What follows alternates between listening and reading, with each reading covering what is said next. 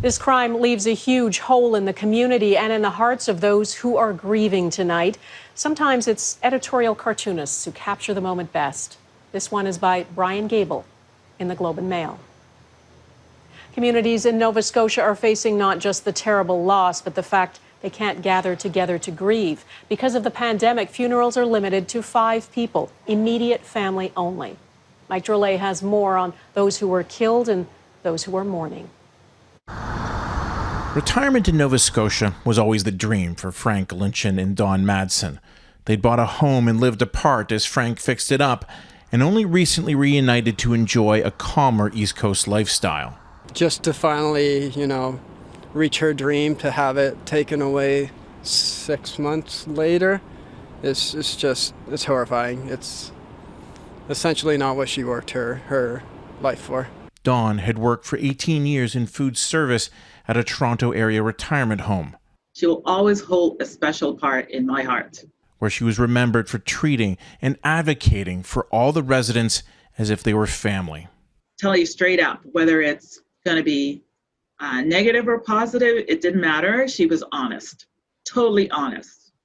There are times that I didn't want her to be that honest, but nonetheless, I do appreciate the fact that she was honest and gave me the feedback. So much is still unknown as to what happened and how any of these people could be linked to the madness that unfolded over the weekend. It makes absolutely no sense, and it's extremely tragic. Chris Williams, now retired from the RCMP, trained to become an officer with Constable Heidi Stevenson in 1995. He says she never changed over the years. She was always that East Coaster with a big heart and a bigger smile. His sadness at the loss of a friend is mixed with the need for answers. I think we all have questions. First and foremost, beyond the details, I just want to say that my heart goes out to Heidi and to her children. I cannot imagine the loss that they're feeling today. How can anybody imagine any of it? Joey Weber lived far away from the crime scenes, but fate had him doing an errand for his family, which he valued above all else. I would regularly see him on my morning drives into City Hall, taking his children to the bus stop, and he always had a big smile and always waved. The victims came from all walks of life, brought together in a way never thought possible. Mike Drolet, Global News, Toronto. The Queen has sent a message of condolence to Nova Scotia.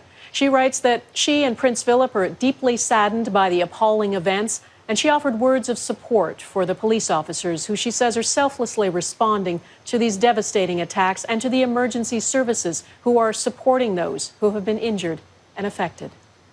After any incident of mass violence, the question often turns to how those responsible acquired their weapons. Mike Couteur is with me from Ottawa. Mike, this tragedy in Nova Scotia is bringing some legislation back to the forefront. Well, Donna, police still haven't said what gun or guns the shooter used to inflict so much damage over the course of nearly 14 hours in Nova Scotia. But that hasn't stopped the federal government from talking about gun control legislation. The Prime Minister has continually said the focus right now is to support the families of those who lost loved ones. In the same breath, Justin Trudeau talks about gun control legislation that his party was ready to introduce before Parliament was suspended due to the COVID-19 outbreak.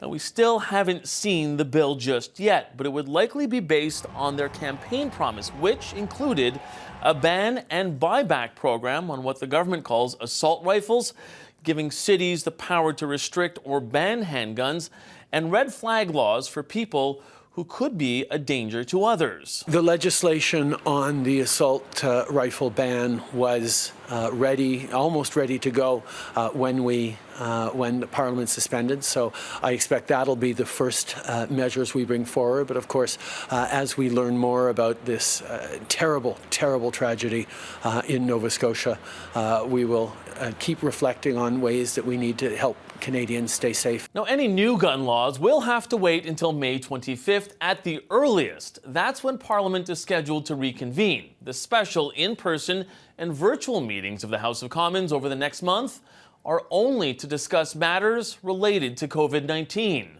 Donna? All right, Mike Couteur in Ottawa, thanks.